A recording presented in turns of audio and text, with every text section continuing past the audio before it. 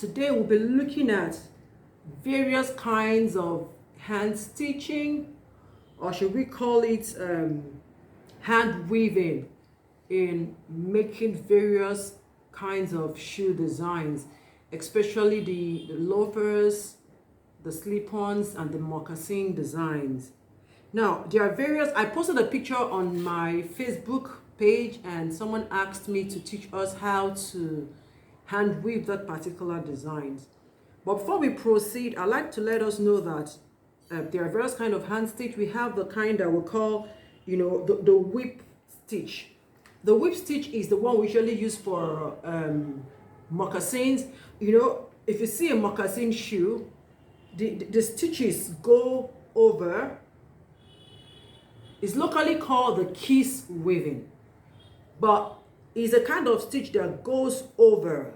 In the moccasin, you stitch over and over and over. Then we have another one too that we call the catch stitch.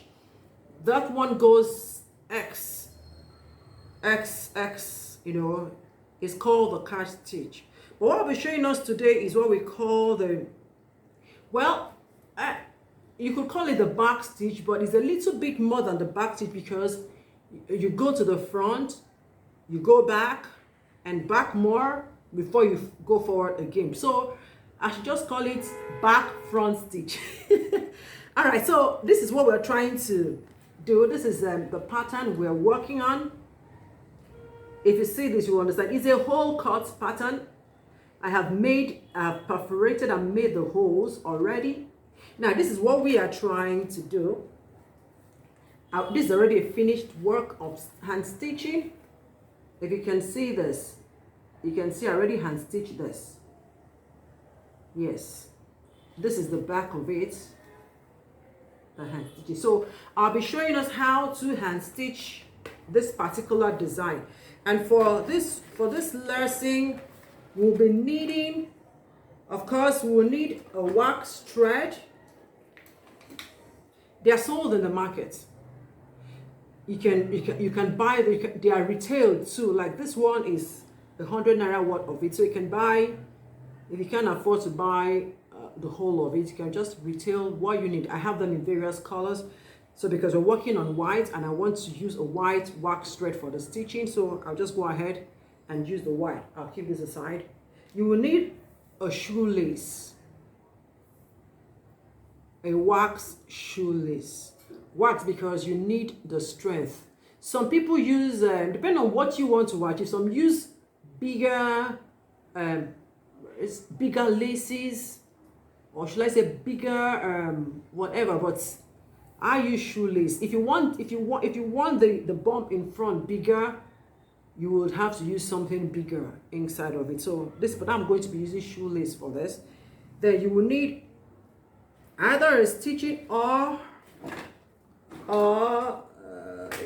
I've lost my needle.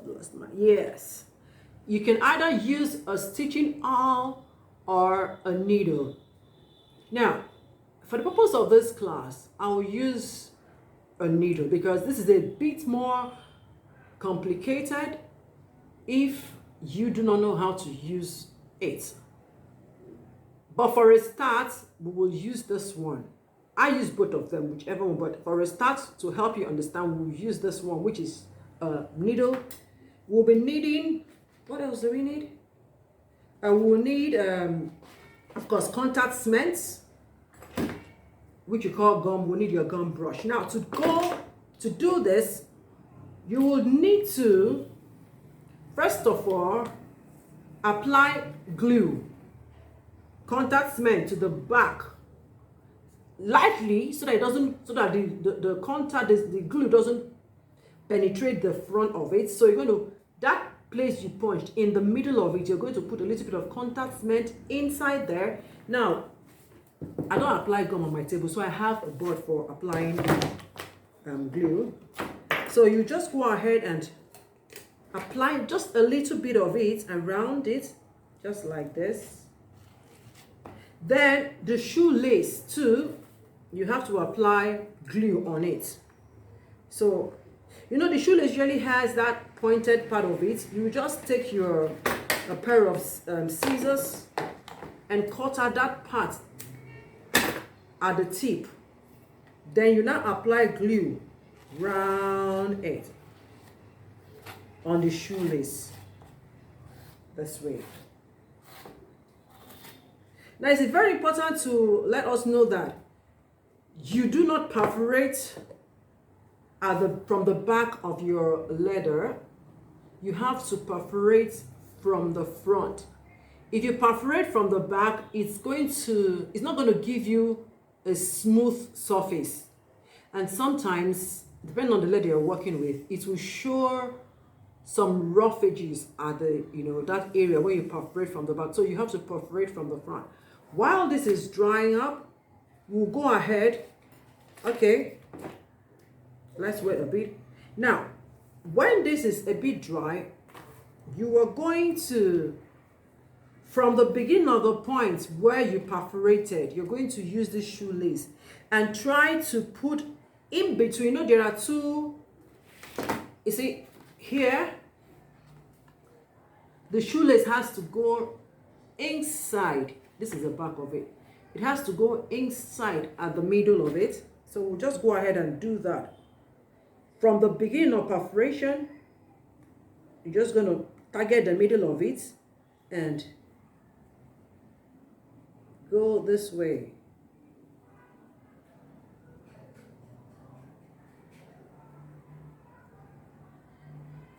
When you get to the tip, just go ahead and cut it off.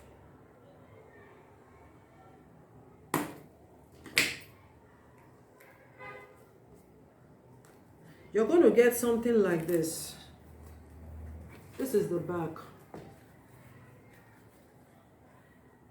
This is the back. You can see. So when you do that, the problem most people have when hand stitching is they're not sure of the length of thread to use. I usually would use whatever I measure. I usually will use 3 of that measurement, but for you can start with using 4. What that means is you're going to try to measure what you want to stitch, the length of it. You're going to use the thread. Just measure from the tip of it round, and you just go round and round and round and round. So this is the length. We'll just go ahead and fold this into 4. 1,